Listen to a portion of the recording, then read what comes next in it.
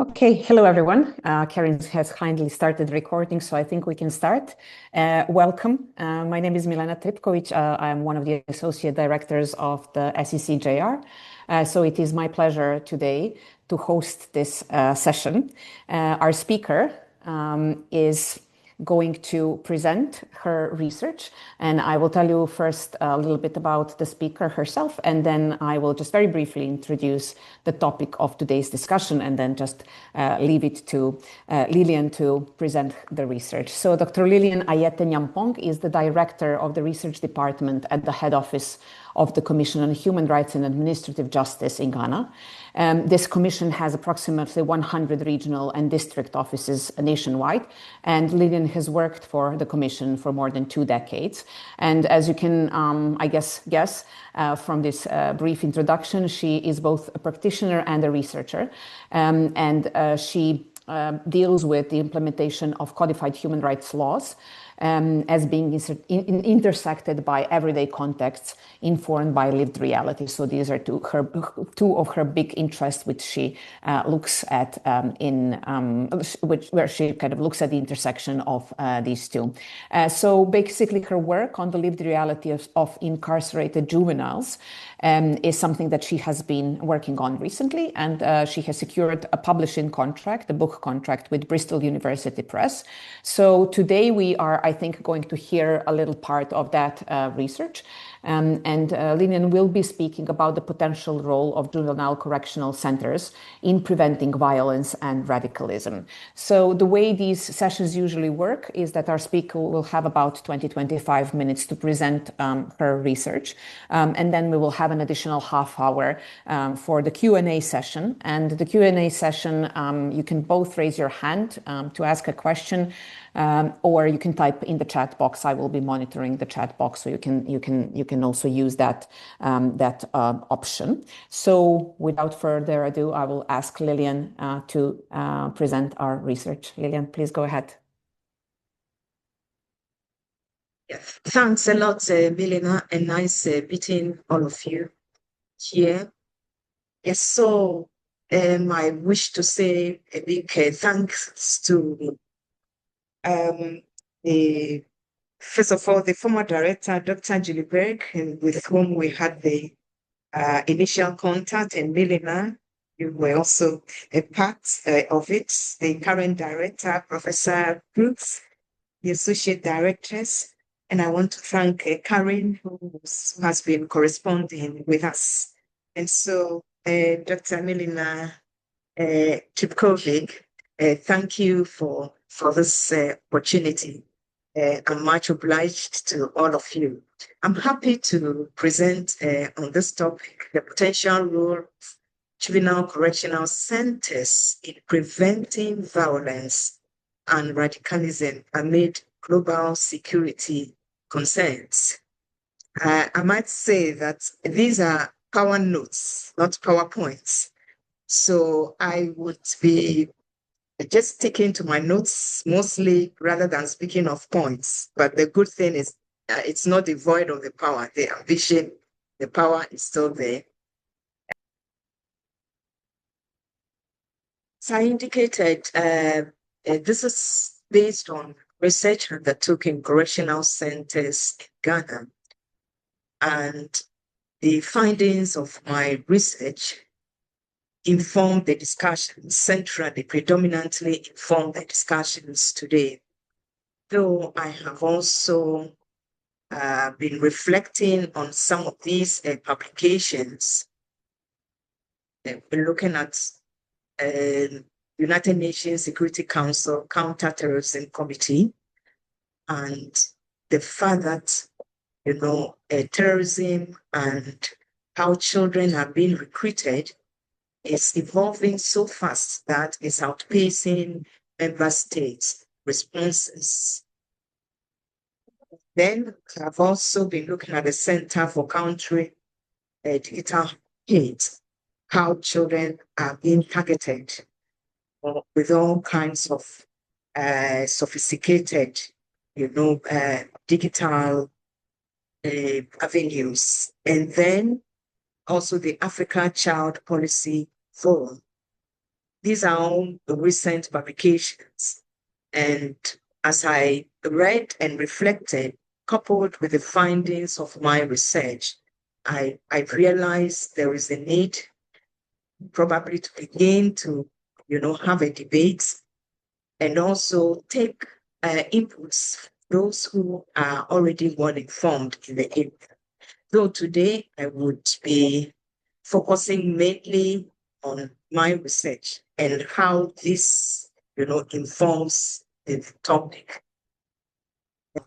So I'm looking at generally positioning juvenile correctional centers in the global security debate on violence and radicalization. How does my research inform the topic? I would briefly address children in conflict with the law in Ghana and correctional centers. I'll share with you the aim methodology, briefly findings, and then link it also to preventing violence and radicalization, and then my concluding thoughts. And I have reflection points also that could inspire discussions from us. The purpose of this presentation is to stimulate dialogue grounded in my research within Ghana's juvenile correctional centers. I examined how lived experiences of young people and children who are incarcerated in Ghana's correctional centers are shaped by persistent neglect from family and state, and how that has the tendency and potential to generate anger and a deserved retribution. My research is a small-scale one, and so I wouldn't draw any ambitious generalizations here, but the lessons drawn from the research are useful, particularly in examining for today's discussion how juvenile correctional centers might act as key players in preventing violence and radicalization. The notion of potential role, I chose that carefully because my stance is mainly hypothetical than empirically grounded. And as I mentioned to you, the publications that I made reference to earlier, my own findings, have inspired, my thoughts on the subject. While terrorism, radicalization, and extremism are distinct concepts, they are often blurred in usage. Sometimes they're used interchangeably.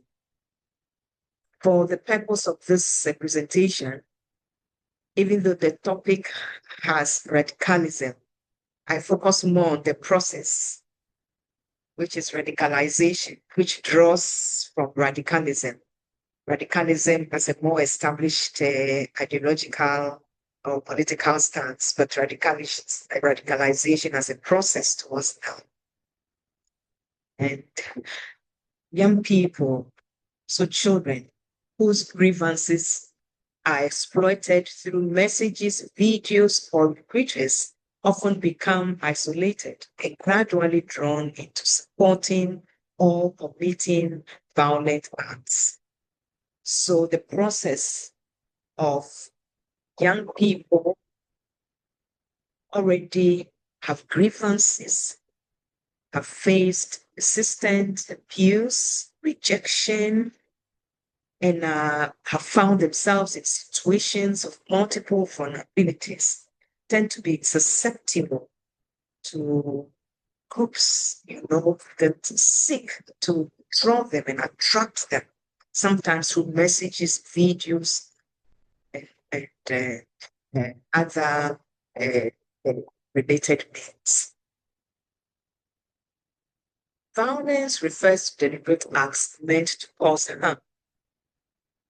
Though the state, violence, and radicalization are closely connected in the framework of violent extremism, radicalization is often viewed as a pathway leading to violence, which is a process.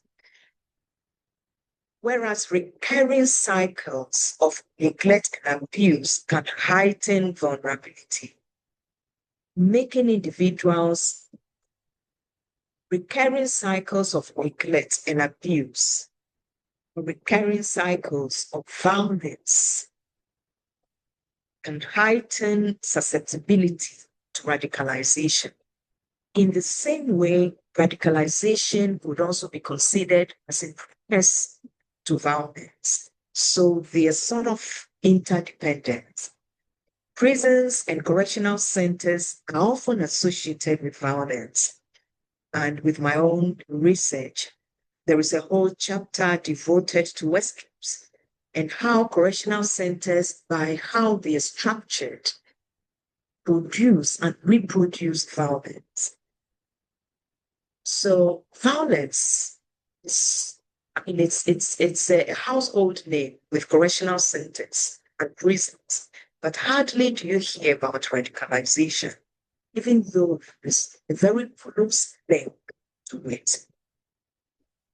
And I also have realized that the scholarship on how correctional centers or probably criminal justice systems respond to radicalization is scarce. There is a lot of work on violence and how criminal justice systems, prisons respond to violence. From the human rights perspective, for instance, torture, dehumanizing practices, violent acts, stemming from the Convention Against Torture and the optional protocol to the Convention Against Torture, which emphasizes regular visits to prisons as a sort of a preventive mechanism. So relatively a lot has been done in the area of violence and correctional centers or prisons, but not radicalization. Scholarly research highlights that persistent experiences of neglect, abuse, family breakdown, negative peer influence, and systemic failures within the justice system can create cycles of violence. These conditions often fuel resentment and in some cases contribute to pathways to radicalization. In correctional centers, housing children and young people shaped by neglect, abuse, family breakdown. This is also based on the literature. As I mentioned, my research is a small scale one, though it identifies very much with these findings. So prisons and correctional centers that house children and young people who have backgrounds of neglect, abuse, family breakdown, and systemic failures risk perpetuating cycles of crime and violence. If these vulnerabilities or vulnerabilities remain unaddressed, they can create pathways that draw young people and children towards radicalization. These backgrounds, when compounded also by wider global insecurities, such as wider geopolitical insecurities, may further perpetuate recurring cycles and instability.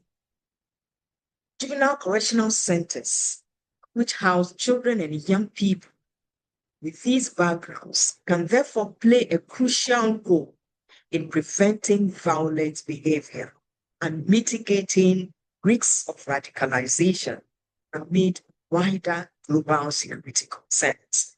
And what are these global security concerns? I'll touch briefly on some of them just to put the discussion in context. We know about the current, rivalries across various continents, which do not only threaten food and energy supplies. Whatever is happening between the Middle East, America, and Israel, whatever is happening between Russia and Ukraine, whatever is happening in Horn of Africa, Central Africa, the South, has repercussions globally. And particularly, these rivalries trigger humanitarian crises generate mass displacement, which has been a key challenge over the last years. Internally displaced persons, refugees, asylum seekers. And amid such mass displacements, there are also restrictive policies, nationalist, rightist stances that tend to worsen, such crisis of those who find themselves, in such vulnerable situations, particularly young people. And we also are aware that there are insecurities of a declining trust in international institutions. The UN Security Council, for instance, has experienced a relatively weak, and we are well aware of the geopolitical competition among its permanent members. In Africa, there is a similar erosion of institutional security. Mali withdrawing from UN peacekeeping, and then Mali, Niger, and Burkina Faso's exit from the ECOWAS, Economic Community of West African States, only last year. And so besides the mass displacements, besides the weakening of international institutions,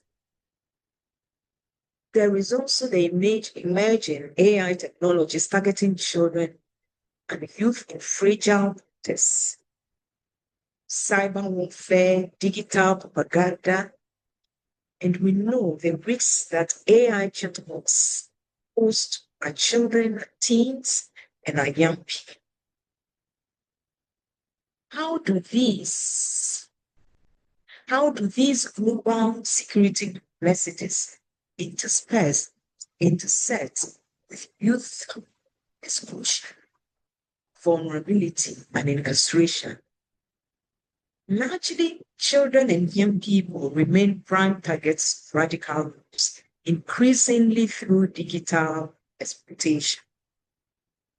In Europe and North America, children make up about 42% of terror-related investigations, 3 times more than it was in 2021, and making it essential to respond with prevention, rehabilitation, and reintegration efforts. In Africa, exploitation of children by extremists and radical groups as informants, suicide bombers, and fighters, particularly in the Sahel, West Africa, the Chad region, and other areas plagued with poverty, food, and insecurity, unemployment, compound already existing vulnerabilities.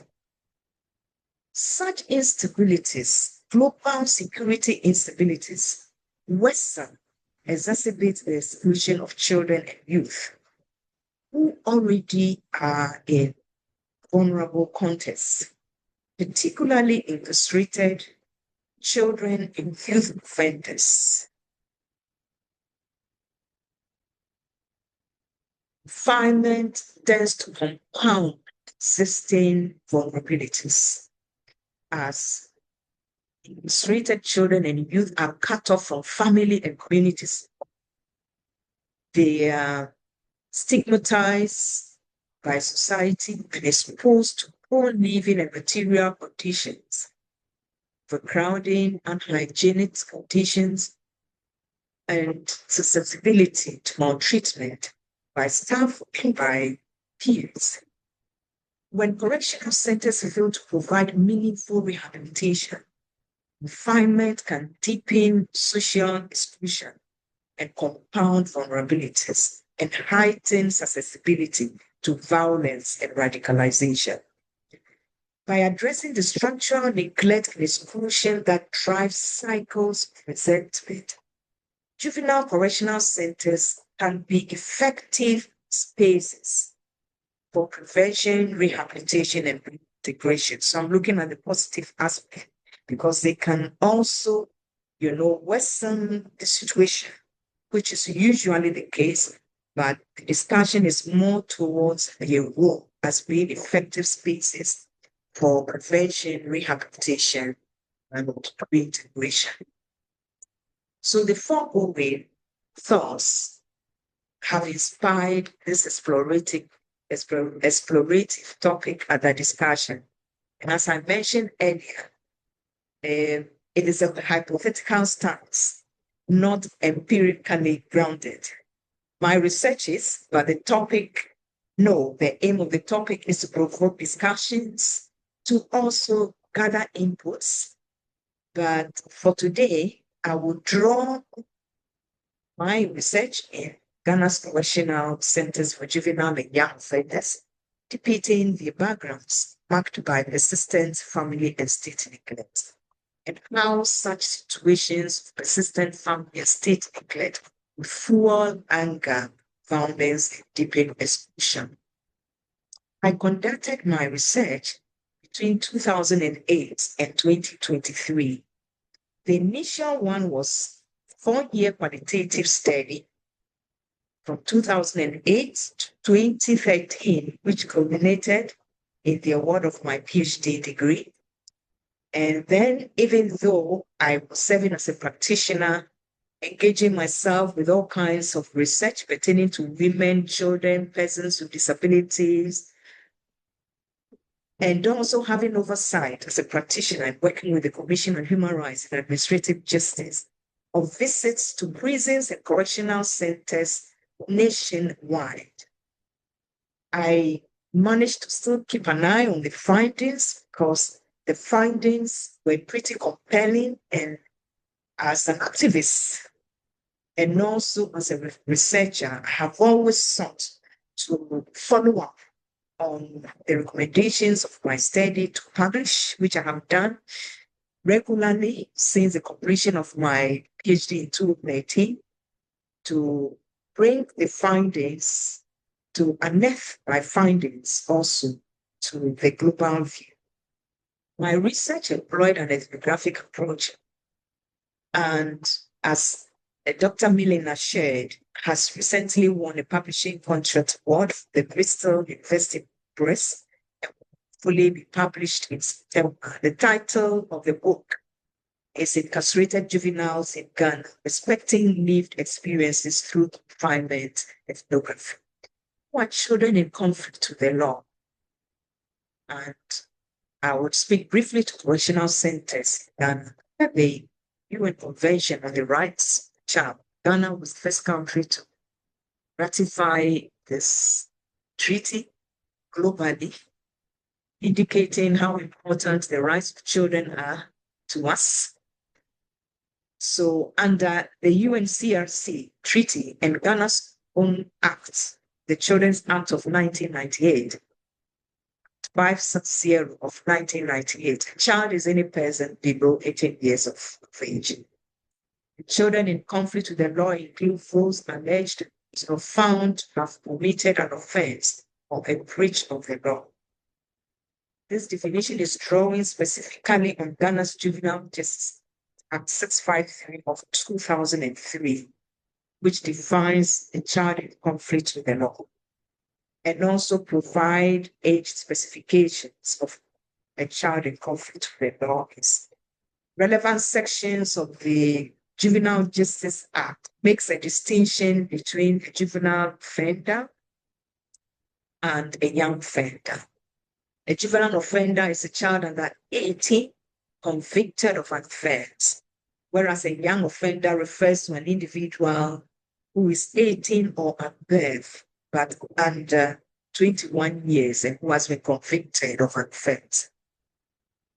Whereas the Section 47(3) of the Juvenile Justice Act establishes an upper limit for children in conflict with the law at 21 or 21 years. It does not specify a minimum age. So there is a gap, and that gap is addressed by Section 4 of the Criminal Amendment Act 554 of 1998, which says the age of criminal responsibility is 12.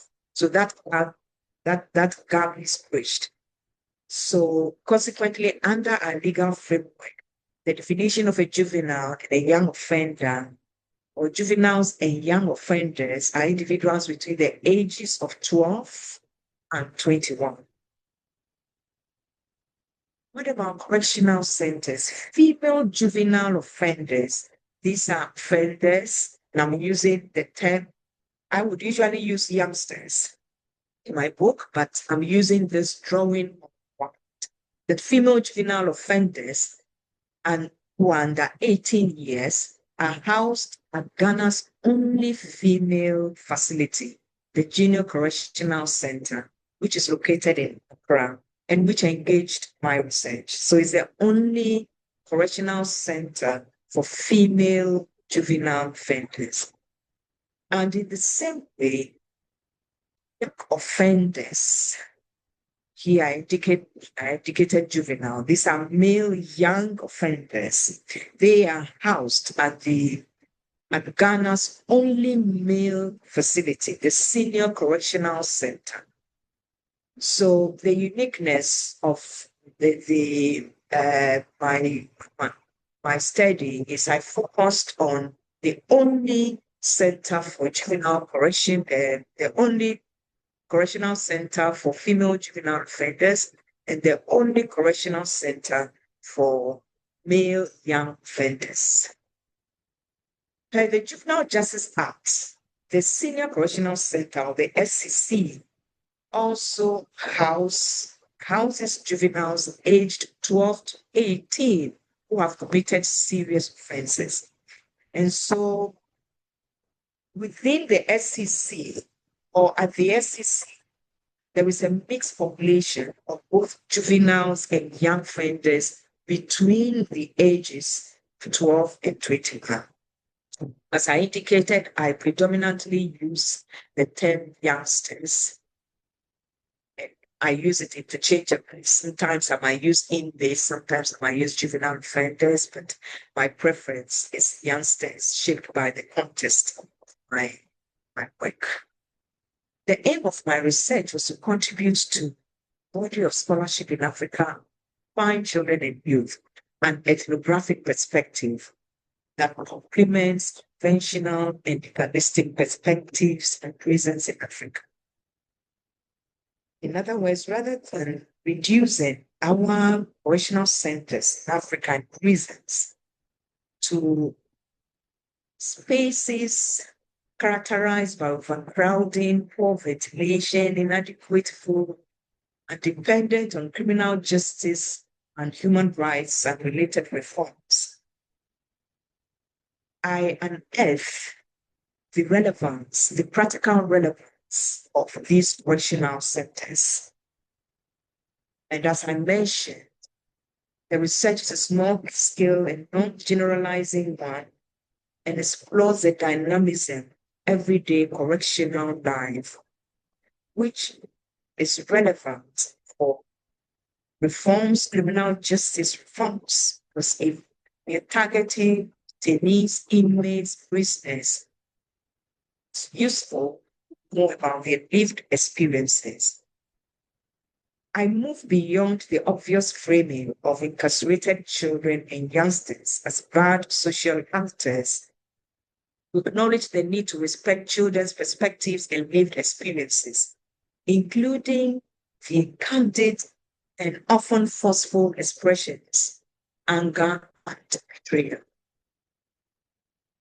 My methodology, I approach this research from an inside-out, inductive, and ethnographically grounded lens, drawing on in-depth interviews, participant observation, focus group discussions, personal narratives, and other methods typical of ethnography. As I mentioned, I move beyond deductive approaches that shaped my earlier practitioner orientation. In other words, I did not approach correctional centers with a clear, structured set of questions. The inside-out approach drew mostly on emergent data, and I counted very much also on surprise data that emerged. These perspectives unearth children's own voices, which are too often overlooked by structured approaches in surveys. I engaged with the ethical challenges of researching confinement styles, particularly in navigating my dual roles as a researcher and a practitioner.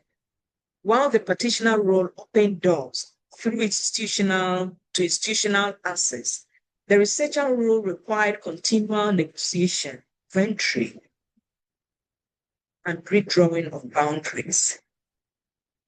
Once we have access to these institutions as practitioners, visiting as a human rights practitioner, negotiation is not continual. We visit, we gather information, and then we prepare our reports.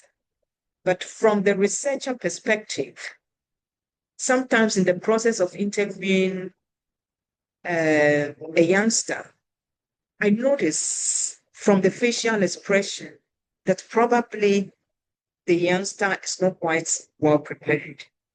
And sometimes based on conversations with the youngster, I decide to shift the interview to another time. And so there was a social negotiation besides the physical, negotiation of access to these institutions. My findings. My ethnographic evidence highlights pervasive family neglect, both prior to and during confinement. A recurring refrain in the narratives of these young people is a troubling sentiment. No one cares for me.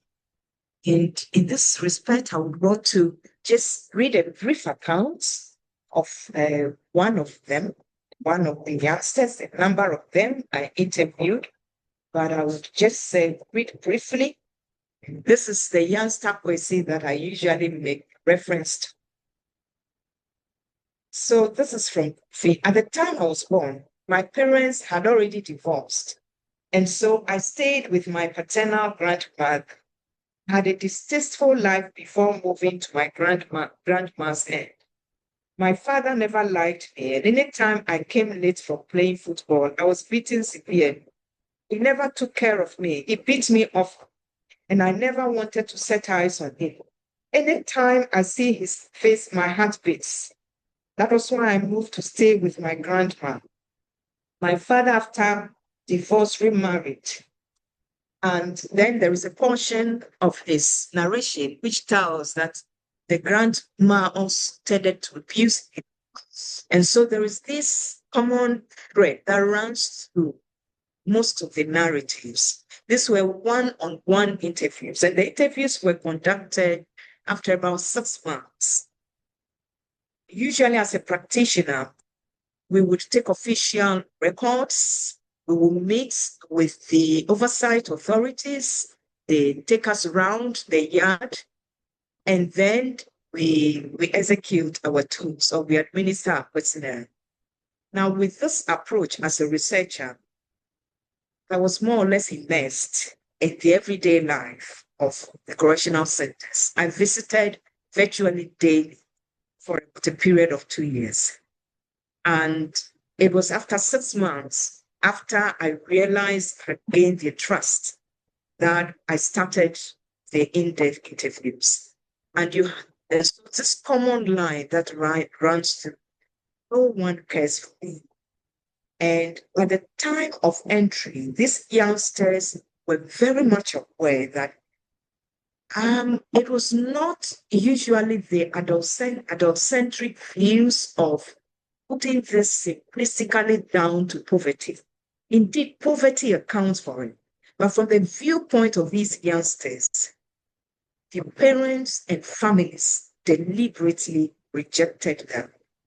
And this surfaced, in the one-on-one interviews that were held, in a quite, private atmosphere.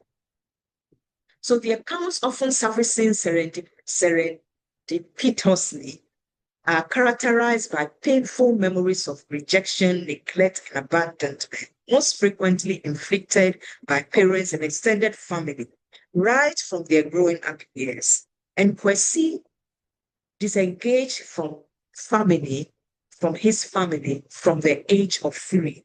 And a number of them also do at very tender years. And these accounts, as I mentioned, discount sometimes reductionist poverty-based explanations, highlighting Yancey's perception of familial irresponsibility and also systemic failure. And these accounts also stand in contrast to assumptions usually embedded in laws, reforms, and sometimes policies that tend to assume stable family structures. So what I noticed, for instance, with the youngsters is a number of these social protection, policies, such as a livelihood empowerment against poverty. These are cash donations that are given to poor families. That is, cash donations are given to families presuming that children who are also in difficult situations will benefit, but these children are disengaged. So the assumption that children leave these stable families impact such children who are already disengaged adversely. These youngsters also harbor anger and resentment. And this is also because many of them, prior to incarceration, have faced systemic, failures, state failures. They are usually entitled to bail, but they don't enjoy the right to bail, the right to legal aid. This is also because they are disengaged from families. So families are not available to ensure that, if they enjoy these rights, they can supervise the children while, during the trial period, while they report, while they report regularly to.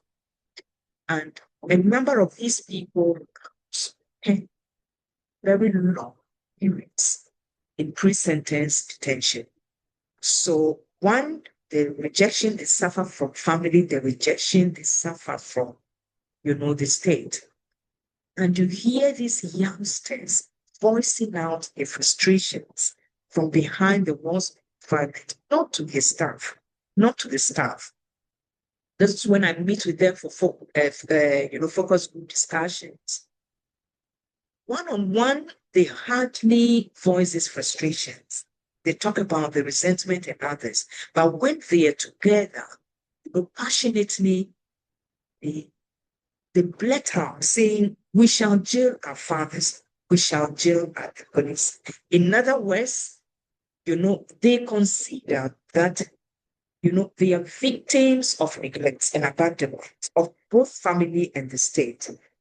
And that parents and the state should rather be the real criminals. And this immediately surfaces a disconnect because whereas practitioners like myself deal with them as children in conflict with them, they do not see themselves like that. And this seriously undermines everything that happens within the correctional sector. Right from the outset, they consider themselves, as not deserving to fame. It should be the parents and rather the state. And this translates in a lack of interest in the key, programs that these correctional centers employ to reform them, such as education, formal education, church services, and also support for clinical psychologists. It undermines it entirely because there is a general lack of interest. And the implication is that a number of these people are sitting correctional centers in West conditions that they enter, and they're not adequately prepared, for the labor market. So these present postnatal practices. They live angry, disappointed, but ready to seek vengeance. And then there is there is a likelihood that for other groups who also present themselves in similar situations, fighting unfair treatment or seeking revenge, and quickly connect. instance. I think I'll stop again, and then I can take some questions. Thank you.